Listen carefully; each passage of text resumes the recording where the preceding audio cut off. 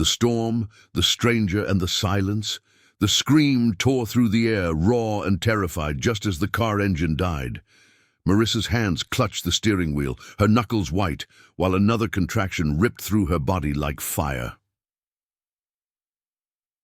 Rain pounded against the windshield, a violent rhythm that matched her ragged breaths. Outside, the world was a blur of water and wind, a hurricane tearing through the backroads of Georgia.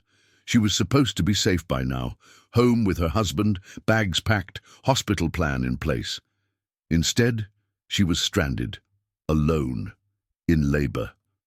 Her phone had no signal, the car had no power, and the baby was coming. I can't do this here," she whispered to no one, tears mixing with sweat as her body tensed again.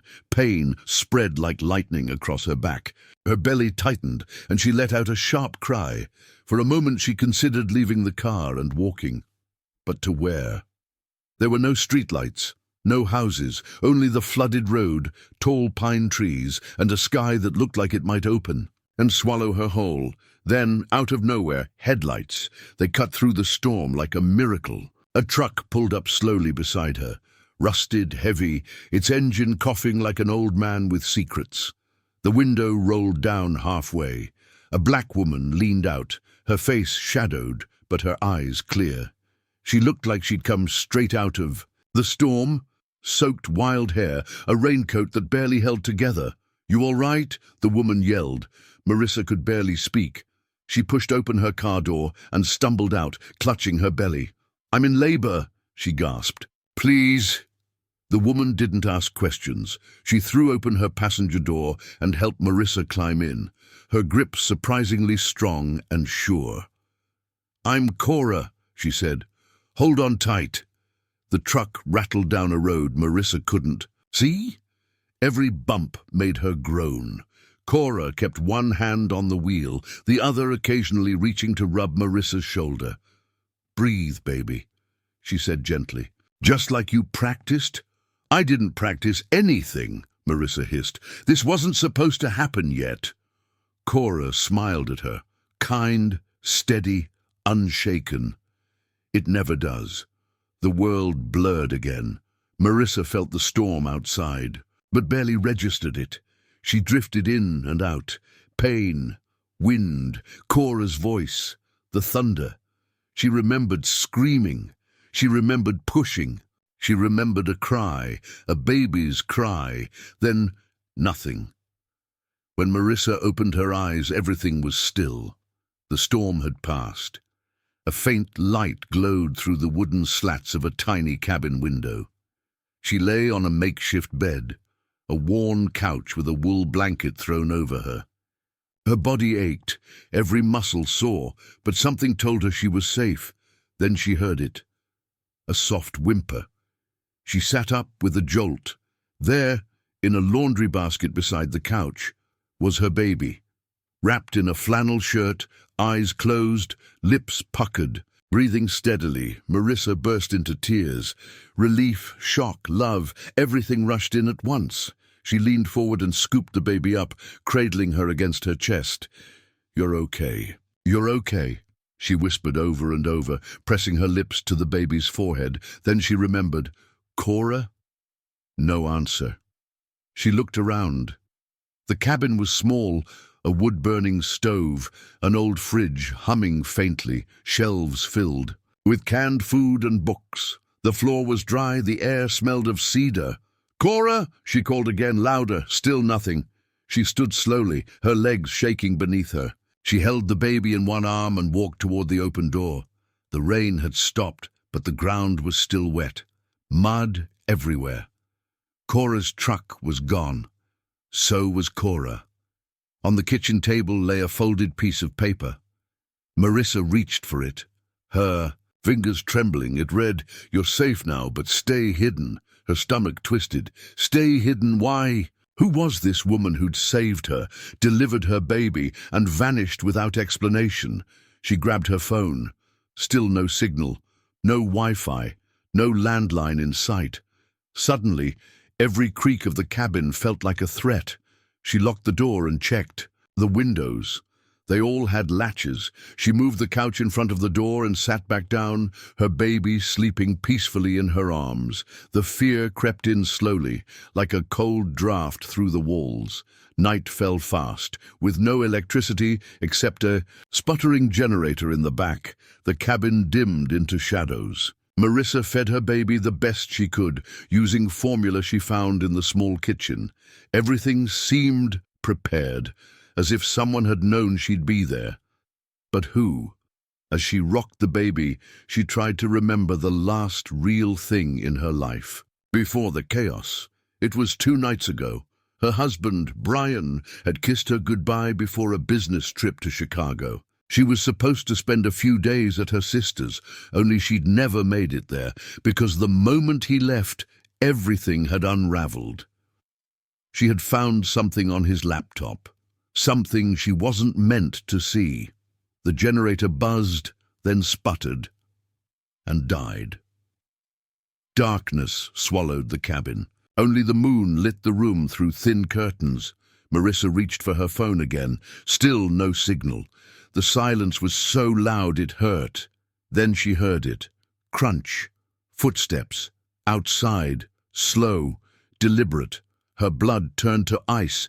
She pressed her baby tightly against her chest and moved silently across the room, feeling for something, anything.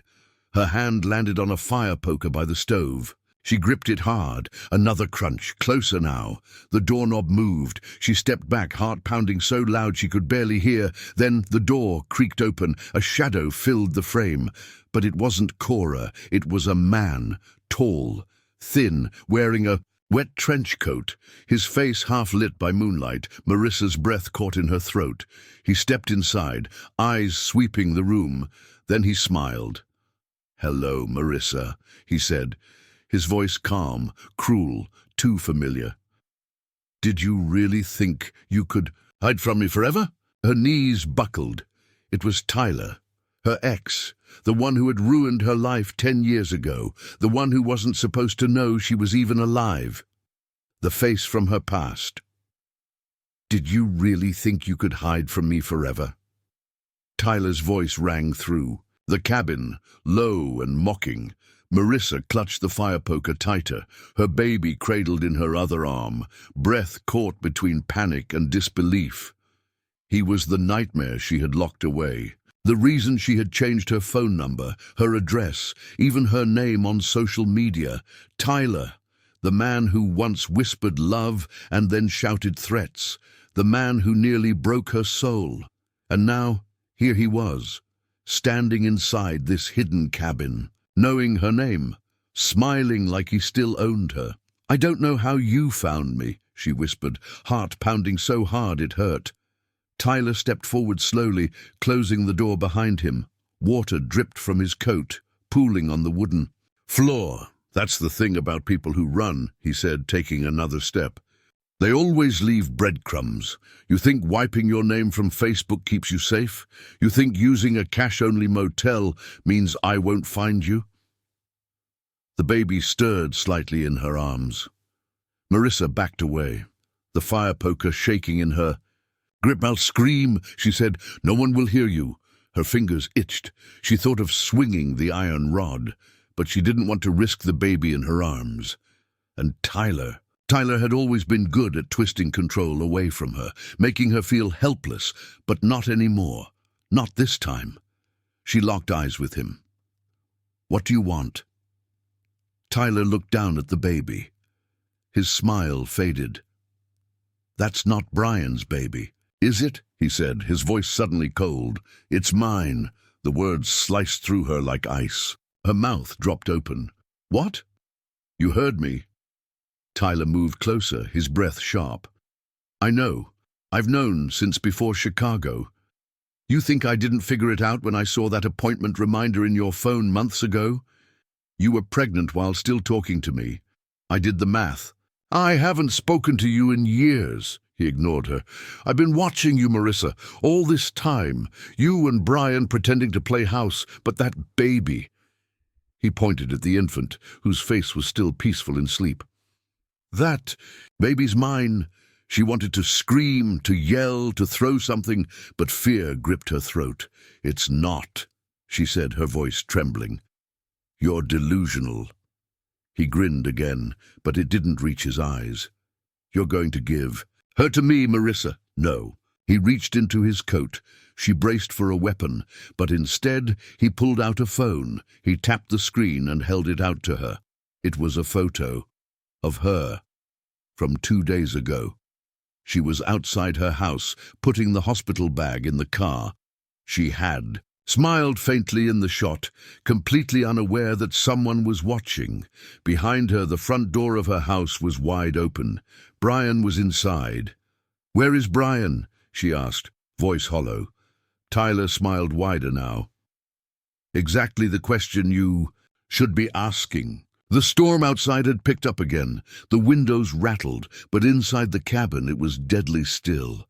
"I swear," Marissa said, her voice cracking, "if you've done anything to him, relax. I didn't lay a finger on him," Tyler said, slipping the phone back in his coat. "I didn't need to. He did it all himself. He left for Chicago, didn't he?" Marissa nodded slowly. Tyler leaned in. "He never made it. Not there, not anywhere. The moment his flight landed, I intercepted him. He didn't even put up a fight." "You're lying, am I?" He dropped something else on the floor, a gold wedding band. Brian's. Marissa stared at it in horror. Her legs gave way, and she sank to the couch, holding the baby tighter. "What do you want from me?" she whispered. "What's the end? Game here?" Tyler crouched in front of her. For a moment he softened. His voice became almost tender. "I want my daughter. That's it. You can walk away. I won't stop you." The baby stirred again, as if she knew danger was near. Marissa's thoughts raced. Tyler was unhinged, dangerous, manipulative, and now he believed this baby, her daughter, belonged to him. "No," she said firmly, "she's not yours." Tyler's eyes flickered. "You sure you want to play that card?" Marissa stood again, drawing herself tall despite her shaking knees. "I'm not giving her to you. You can kill me if you dare." "I won't, but I will die holding her." Something in Tyler's face twisted, a crack in his mask, and then he laughed. "You've changed," he said. "Used to be easy to scare you. Not anymore, huh?"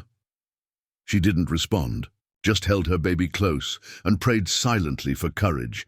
Then came a knock on the cabin door, a single, solid knock. Both of them froze. Another knock, louder. Tyler stepped back. "Who is that?" "I don't know," Marissa said honestly, but part of her hoped, prayed that it was Cora, that she had come back, that the woman who had saved her once would somehow save her again. Tyler reached the door first, pulled out something from his coat, a small black handgun, and held it behind his back. He opened the door slowly, and there she was, Cora, her raincoat dripping, her face unreadable, but her eyes immediately locked onto Marissa and then to Tyler. Cora stepped in without a word. Tyler raised the gun slightly. "Don't move. I'm not here for you," Cora said calmly. "I came to check on the baby." Marissa spoke fast. "He says the baby is his. He showed me pictures. He threatened Brian." Cora raised one eyebrow at Tyler. "You want to try that again?" she asked, voice like flint. Tyler looked confused. "Who are you?" Cora didn't answer. Instead, she stepped toward him slowly, like someone who knew exactly how close danger could get before it struck. "I said," Tyler growled. "Who are you?" "I'm the reason you're going to leave here alive. Or not." Marissa watched, stunned. Cora didn't look like someone bluffing. She looked like someone who had seen worse than Tyler. "Don't test me," Tyler hissed, pointing the gun fully now. Cora stopped. "I wouldn't do that if I were you." Then she reached into her pocket slowly and pulled out a badge. FBI. Tyler blinked. "What? Your name's on a list, Tyler," Cora said quietly. "You've been watched for a long time. You've crossed state lines, broken a restraining order, threatened a mother and an infant. You're looking at multiple federal charges." Tyler started backing away. No, no, this is crazy. I'm not here alone, Cora continued. There's a van less than a mile from here. Agents waiting for my signal. You're surrounded. His gun wavered. Marissa held her breath, and then he ran out the door into the storm. Cora didn't chase him. Instead, she turned to Marissa, breathing hard. Are you okay? Marissa collapsed onto her knees, sobbing with the baby clutched to her chest. I thought I was going to die. Cora knelt beside her and wrapped her arms around them both. You're safe now, she said gently. I swear. They waited. 10 minutes passed. Then headlights appeared through the rain. 2 men got out, agents dressed in plain clothes but moving with military precision. They spoke quietly to Cora, then nodded and disappeared into the woods. With flashlights and radios, Cora stayed with Marissa, keeping her hand gently on her back. He was never going to stop, Marissa whispered. Was he? No, Cora said. Men like him don't stop until someone makes them. Marissa looked at her through tears. Who are you? Really? Cora sighed. You don't need my story. Just know that 10 years ago, I was in your shoes. Only difference? No one came for me. Marissa felt her heart squeeze. Cora continued, so now when I find women like you, women trying to run, to survive, I come for them. A long silence passed. Marissa looked at her baby. Peaceful, warm, innocent. I thought I had everything. Figured out, she whispered. Then the storm came, then the betrayal, then you. Cora smiled softly. Sometimes storms wash away what doesn't belong. Marissa looked out into the night. Somewhere out there, Tyler was running, but this time she wasn't afraid. Not anymore, because she had survived, because she had her daughter, and because now, finally, she wasn't alone. Hidden files and silent screams. Marissa didn't sleep that night. Even after the agents swept the forest and confirmed Tyler had escaped through the tree line, even after they installed a temporary security system in the cabin and posted a plain-clothed guard. Outside, her mind refused to rest. Cora stayed. She made tea, cleaned the shattered lamp from the floor, and helped Marissa lay the baby down in the makeshift crib by the fireplace. But the question that kept circling Marissa's mind wasn't about Tyler. It was about Brian.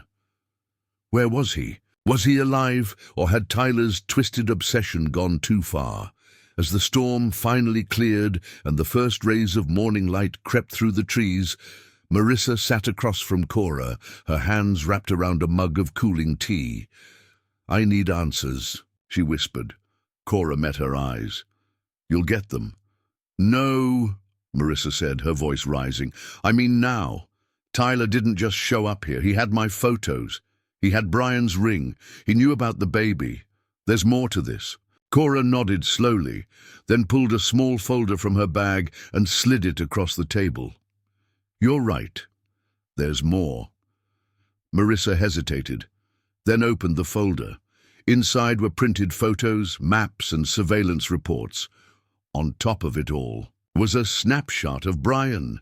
He was sitting in a cafe with a woman, the same woman from the airport photo. Marissa's stomach twisted. This was taken a week before you gave birth, Cora said. Brian told you he was in meetings that week? Marissa nodded mutely. We tracked this woman, Cora continued. Her name is Ava Delgado. She's not just some random fling. She's connected to Tyler. Marissa blinked. What do you mean, connected? Cora leaned forward. She's his half-sister. Marissa's jaw dropped. That's impossible.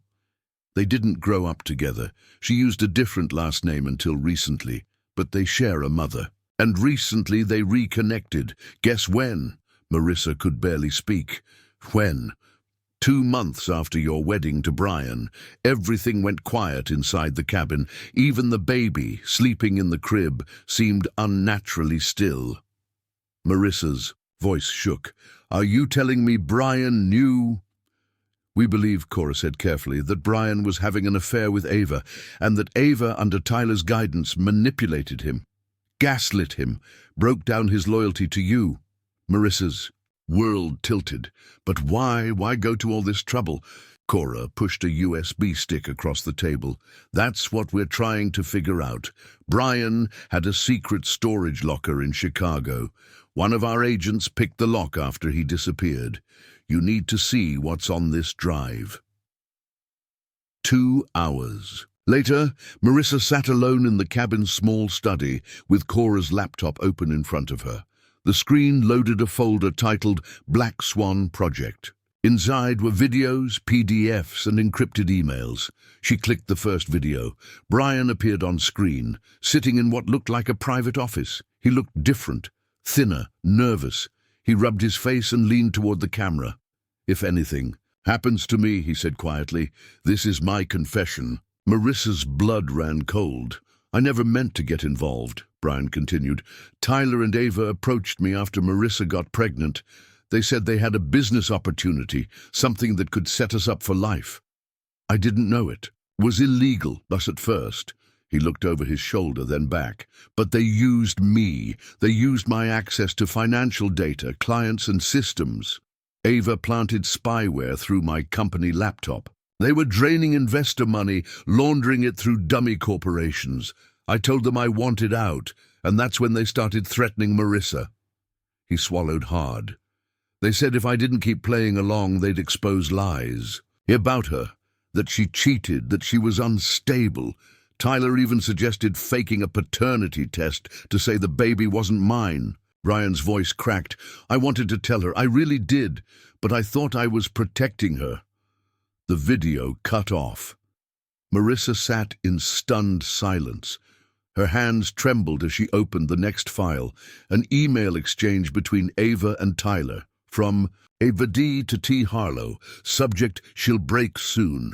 Brian's pulling away. I don't think he'll last. I'm keeping him busy, but the guilt's showing. If he talks, we go down together. Marissa leaned back, nausea rising in her throat. Brian hadn't just betrayed her with another woman. He had been dragged into a criminal ring run by her abuser. And then the next video file played automatically. It was security footage from what looked like a warehouse, and in the frame was Brian, tied to a chair, bloodied, alive. Marissa slammed the laptop shut and rushed into the living room where Cora sat feeding. The baby a bottle. He's alive, she gasped. They're holding him somewhere. Cora stood instantly. You saw video proof, Marissa nodded, her whole body trembling. In some kind of warehouse. It's dated 2 days ago. Cora picked up her phone, barked orders to her team, then turned to Marissa. We'll find him. No, Marissa said firmly. I'm going with you. Cora hesitated. You have a baby to protect, and that baby deserves to grow up. Knowing her father tried to do the right thing, even if he failed, Cora studied her, then nodded. Suit up. We leave in 20 minutes. They drove in silence, following GPS coordinates based on timestamp data embedded in the video files. The warehouse was 2 towns over, half hidden behind an old paper mill. A forgotten place, surrounded by trees and metal gates. 3 FBI agents surrounded the perimeter. Cora and Marissa parked a distance away, behind an abandoned car lot. As the team moved in, Marissa's heart pounded with every step. Cora handed her an earpiece. You stay behind me, no matter what. Marissa nodded. She was scared, but fear no longer controlled her. They reached the warehouse and found the side door unlocked. Inside it was dim and cold. They moved past empty crates and broken office furniture, sweeping room after room, then a groan. Cora raised a fist, signaling everyone to stop. Another groan. Muffled, they moved toward a locked door. One of the agents picked it quickly. The door swung open. Inside was Brian. His face was bruised, lips cracked, eyes swollen. But when he saw Marissa, something inside him lit up. Marissa, he croaked. She rushed to him, dropping to her knees beside the chair. I thought you were dead, she sobbed. They said they'd kill you if I didn't. I know, she whispered. I know everything now. The agents untied him and helped him walk. Then a voice echoed from the far end of the warehouse. "Well, isn't this cozy?" Ava, dressed in all black, gun raised, stepping out from the shadows. "I told him not to trust you," she sneered. "Told him you'd crumble." Cora stepped in front of Marissa. "Drop the gun, Ava. You're surrounded." But Ava's hand didn't move. "I gave up everything to build this plan," Ava said bitterly. "I made him fall for me. I erased your name from the narrative. I was supposed to win." Marissa stepped forward. "You were never going to win." Ava laughed coldly. "You think this ends with a courtroom and a jail cell? No, this ends with a bullet." She raised the gun. 2 shots cracked through the air. Ava dropped to the ground, weapon clattering beside her. One of the agents lowered his rifle. "Target down. Medics en route." Cora turned to Marissa. "It's over." Marissa nodded slowly, her knees giving out again as she collapsed beside Brian. They were both crying now, not from fear, but from the release of it. Brian reached for her hand. "I'm sorry. I know," she whispered, and for the first time in what felt like forever, she believed it. That night, back at the cabin, Marissa sat beside the crib, watching her baby sleep. Brian rested on the couch, wrapped in a blanket, recovering slowly. Outside, the last remnants of the storm had passed. The moonlight was clean and quiet. Cora joined her, sipping tea. "You did good," she said. Marissa smiled faintly. "So did you." There was a long pause. Then Marissa asked, "What happens now?" Cora leaned back.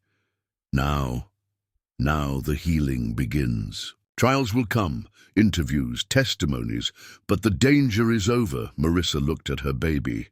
"Her name is Hope," she said softly.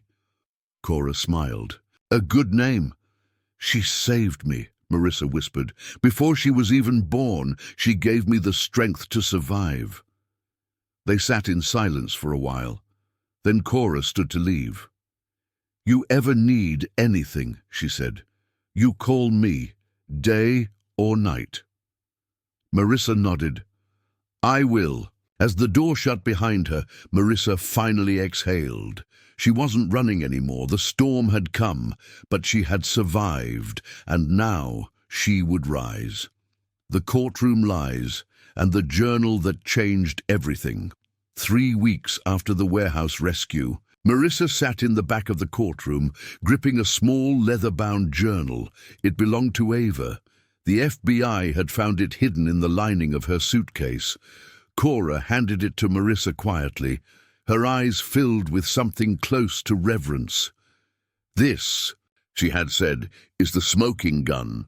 And now, as Ava sat in a prison jumpsuit at the defense table, cool, collected, her hands folded like a bored queen, Marissa braced herself for what would unfold. Tyler wasn't there. He'd vanished again, slipping through a gap in international jurisdiction when Ava was arrested. The agents believed he fled to Central America, possibly under an alias. Cora had people searching, but so far he was just a ghost with blood on his hands. But even without him, Ava was on trial for conspiracy, wire fraud, extortion, identity theft, and attempted murder. And Marissa? She wasn't just a grieving widow anymore. She was the prosecution's star witness. Brian was still recovering, physically and emotionally. The injuries he'd sustained left him weak, but the guilt seemed heavier than his bruises. They talked. At night, carefully, like strangers rediscovering old maps. He held Hope every morning and whispered apologies she couldn't understand yet.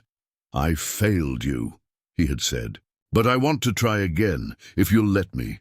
Marissa didn't answer right away. She needed time and truth. That's why the journal mattered. On the witness stand, Marissa wore black, not to mourn, but to remind herself what she had lost. "And survived. Tell us," the prosecutor said, "when you first suspected something was wrong." She looked straight ahead, her voice steady. "When my husband missed the birth of our daughter, she was stillborn. He was unreachable. Then I found out he was with another woman." "And what happened after that?" Marissa recounted the old forest cabin, The man with the broken smile, the photo of her baby in his pocket. He was watching me. He had everything planned. But it wasn't random. It was personal. She pulled out the journal. This belonged to Ava. She kept records, details, plans in her own handwriting. The judge allowed the book to be entered into evidence. Marissa opened it and began to read. December 12th. He's weakening. Brian is softer than we thought. He flinched when I showed him the ultrasound photo. I think he suspects she's telling the truth. Tyler says, increase pressure. I'll plant another seed tonight. January 8th. Marissa's nearly due. We found her medical folder. Tyler laughed when he saw the due date. He says he wants to be there when the baby is born, not in the room but close, watching. Says he'll wear a mask if needed. God, he's sick. January 14th. He kissed me. Finally. It wasn't love, but it's enough to twist him. He's turning against her. It's happening. In the courtroom, the silence was deafening. Ava didn't flinch. Marissa continued. February 4, baby's gone, stillborn. Didn't expect that, honestly. I feel cold. Brian's cracking. Tyler says use it, says pain opens doors. I told Brian Marissa was hiding things. He believed me. By the time Marissa stopped reading, tears glistened on more than a few faces in the room. The judge called a recess. Marissa stepped down from the stand and walked past Ava without a word. But Ava smirked. You think this ends with me? She whispered as Marissa passed. There's still a trail. You just haven't found it yet. Outside the courtroom, Cora caught up with her. She's bluffing, Cora said. We've seized every account, froze her funds, her brothers. On the run, she has no leverage left. Marissa shook her head. She knows something. Even if she does, she's stuck. We've got her. But later that night, Marissa stared at the ceiling of the hotel room with Hope asleep beside her, and Brian dozing on the armchair, and she couldn't shake Ava's words. There's still a trail. What was she missing? The next day, the prosecution called their final witness, an IT forensic specialist. He displayed files Ava had deleted, traced from encrypted cloud backups, then recovered. One folder was simply named, for Tyler. Inside were maps, bank codes, offshore transfers. But there was also something else, a list of names, and near the top was Marissa's. Cora leaned over the gallery bench and whispered, she marked you, for blackmail, for leverage, in case the operation fell apart. And what are these others? Marissa asked. Potential victims, Cora said grimly. Tyler had a pattern. He found people with secrets, pain, grief. Then he and Ava used that to control them. The courtroom had become a war zone of psychological warfare, and Marissa was now certain this wasn't just about revenge. This was about power. When it was time for Ava to testify in her own defense, her lawyer played the sympathy card. She was manipulated by her half-brother. Tyler has a long history of mental instability. Ava was trying to escape when she was caught. But Marissa's journal reading had already poisoned the air. No one was buying it, and when cross-examined, Ava snapped. They all lied to me first, she hissed. Marissa thought she was perfect, but she wasn't. She was weak. She didn't fight for him. She just sat there and cried like a child. The courtroom gasped, and in that moment, Ava sealed her fate. The verdict came 3 days. Later, guilty on all counts. Sentencing was scheduled for the following month, but Ava would be behind bars for decades. Still, Marissa didn't feel peace, because Tyler was still out there, and something Ava had said still haunted her. There's still a trail. That night, as Marissa packed up the baby's things and prepared to leave the hotel, Brian approached her slowly. Do you trust me? He asked. She paused. I don't know. Not fully. I understand, he said. But I need to show you something. There's one thing I never told the FBI. Marissa stiffened. What? He reached into his backpack and pulled out a worn envelope. Inside were old receipts, emails, and a burner phone. The night I agreed to Ava and Tyler's plan, he said, "They made me sign a digital contract, fake but binding in their world. It was stored in a cloud vault I was supposed to never access again. But I made a copy just in case." Marissa stared at him. "Why didn't you say anything?" "I didn't want them to hurt you," he said. "And I was a coward. But maybe this copy has something the FBI missed." The next morning, Cora met them at a secure bureau office. The tech team analyzed the files, and that's when they found it, a transaction, hidden deep in the metadata, a $250,000 wire transfer sent just 4 days before the baby was born, to an account in Panama, linked to a real estate agent, and the buyer's name? Monsieur Stone. Marissa's hands trembled. "That's the alias Tyler used when he checked into the rental cabin," she said. Cora's eyes widened. "It's a clue. He bought land." "Not just land," one of the analysts said. "A compound, fenced, cameras, solar-powered. It's deep in the jungle, and it's still active." Marissa's breath caught. "You think he's there?" Cora nodded slowly. "We might have just found him, but it wasn't over yet. They couldn't move without jurisdictional permission, and while the FBI worked behind the scenes with international task forces, Marissa returned to her cabin in the forest. She needed rest, Hope needed safety, but sleep did not come easily, and every time the wind moved through the trees she wondered, was he watching again? The jungle compound and the trap, meant for me the fur. Dense heat of Panama clung to Marissa's skin the moment she stepped off the chartered plane. Even though she wasn't supposed to be there, not officially, Cora had quietly approved her request. "You're sure about this?" Cora had asked back in Washington. Marissa hadn't hesitated. "He built this trap around my pain. I want to be there when it ends." Now, standing beside Cora and 2 Interpol agents in a humid, mosquito-ridden airstrip on the edge of the jungle, Marissa could almost feel Tyler's presence. Like a shadow, a memory soaked in betrayal. The compound was 10 miles from the airstrip. No roads, just paths hacked through thick jungle growth. A drone had confirmed movement inside, but nothing clear, no heat signatures beyond one. Possibly Tyler, possibly a guard. Their plan was simple: infiltrate silently, capture alive, extract all intel, but nothing about Tyler had ever been simple. 2 hours later, just before dawn, Marissa crouched behind a wall of vines as the compound finally came into view. It was surreal. Tall fences, solar panels, a satellite dish. Guard dogs roamed lazily near the edge, too drugged or tame to bark. There were security cameras, cleverly camouflaged in tree trunks. The place was half military, half jungle hideaway.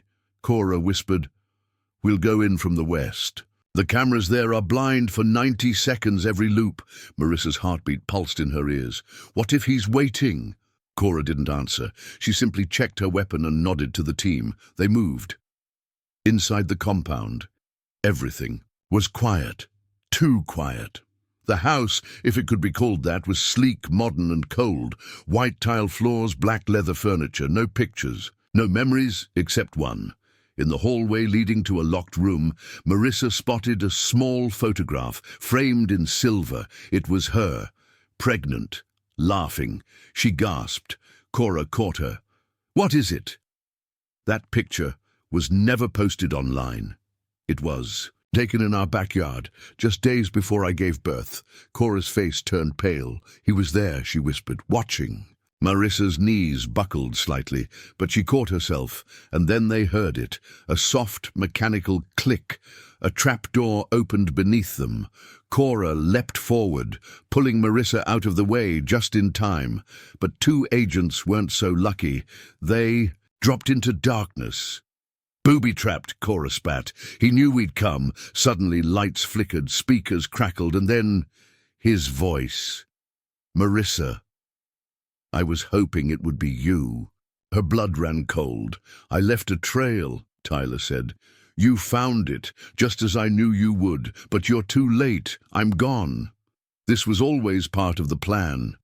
Cora tried to locate the speakers, but they were embedded in the walls. I wanted to see if you'd chase me this far, Tyler continued. And you did, which means I win. Marissa shouted, Where are you? His voice paused, then softened. Close. Closer than you think, but you won't find me, not unless I want to be found. And just like that, the lights went out. They evacuated the compound within minutes. Backup arrived to retrieve the agents from the trapdoor. Both were injured but alive. The FBI took over the site, scanning every inch of the property, but Tyler was right. He wasn't there. What they did find chilled Marissa to her core. In a hidden safe, buried beneath a loose floorboard in the bathroom, were files. Dozens of them, each marked with a name and a photograph, potential victims, and one file was new, too new. Hope's name was on it. Marissa stared at the page. It listed her daughter's birth date, her hospital, her pediatrician, even the name of the babysitter she'd hired back in the States, someone she'd never even shared online. How did he get this? She whispered. Cora's face darkened. He's planning something, she said. He didn't just vanish. He left this for a reason. And then they found the second journal. It was newer. Handwritten, Tyler's handwriting. She thinks I'm gone. But I'm watching. I always have been. The child is leverage. If the world burns around her again, maybe this time she'll finally break. Ava was wrong. Pain doesn't just open doors. It creates new ones. Marissa dropped the book and stepped outside to throw up. She knew in her bones what it meant. Tyler wasn't just disappearing, he was circling back. They returned to the States within 36 hours. Cora arranged 24/7 protection around Marissa's cabin. Brian, finally cleared by the court and fully cooperating with the FBI, moved back in temporarily for Hope's safety. Marissa didn't fight it. She needed someone to hold Hope while she chased Tyler's shadow. One night, while reviewing Ava's journal again, Marissa noticed something strange. On the inside cover, Ava had scribbled a name over and over, Lena R. Marissa didn't recognize it. She searched through Tyler's files. Lena wasn't listed. She showed it to Cora. We've checked every contact of Ava's, Cora said. There's no Lena R. But something about it gnawed at Marissa's. A brain. She pulled up Brian's old travel receipts, looking for anything connected, and there it was. 6 months before everything collapsed, Brian had made a single, unexplained payment to a woman named Lena Rivas. In cash, $5,000. Who is she? Marissa asked him. Brian paled. She was a therapist. Ava suggested I talk to her after I had a breakdown. You never told me that. I was ashamed, he admitted.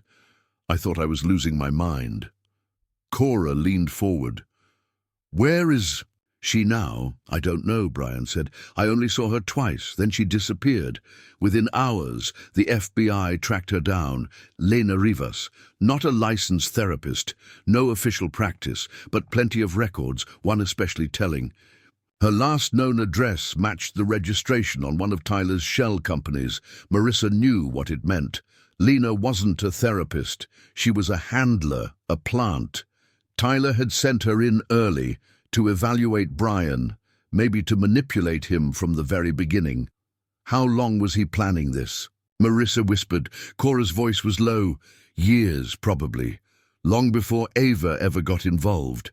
Late one night, as a storm rolled in and Hope cried out in her crib, Marissa sat by the fire and stared at a stack of documents. She felt like she was unraveling a map in reverse, following the twists of a madman who turned grief into a weapon. Brian came to sit beside her. You don't sleep, he said. She shook her head. Can't. You're scared he'll come back. Marissa looked down at the photo of Hope. He already is. Brian reached for her hand, but she pulled away gently. There's something I need to do, she said. The next morning, she went to the media, an exclusive interview, national coverage. She told the full story, no edits, no filters. She named Tyler, described the compound, the files, the trapdoor, the threats, and then she looked straight into the camera and said, "If you're watching, Tyler, know this. Your secrets are no longer secret. I'm not afraid of you anymore. And this time, I'm ready." Back home, with hope in her arms and security outside her window, Marissa watched the interview air live on 3 networks. She didn't cry, didn't tremble. But when the phone rang and the caller ID said unknown, she didn't hesitate.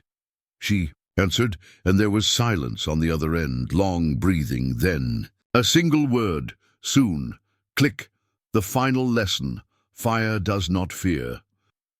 Ash's Marissa had heard silence before, in hospital rooms where machines had stopped beeping, in courtrooms when the verdict hung heavy in the air, in her marriage when lies were louder than any scream. But this silence, after Tyler's chilling "soon," was different. It wasn't quiet, it was waiting. The FBI increased surveillance. Cora installed biometric locks and decoy cameras. Brian slept in the guest room, with one eye open, shotgun under the bed. Hope, oblivious, smiled and babbled and held tightly to her mother's hair. Marissa didn't sleep, not because of fear, because of clarity. Tyler was coming, and for once, she'd be ready. Then came the burning van, a charred delivery vehicle abandoned just 2 blocks from Marissa's home. No plates, no VIN, but the FBI found something inside, a baby rattle, half melted. It matched a custom one Marissa had ordered for Hope weeks earlier, engraved with her initials. She had never posted it, never even let it leave the nursery. How did he get this? Cora demanded. Marissa already knew the answer. He's been here. Later that night, Marissa sat by the fireplace. Hope was asleep. Brian was on alert duty with the FBI outside, and she wrote Tyler a letter, not to mail, to read, to break the cycle.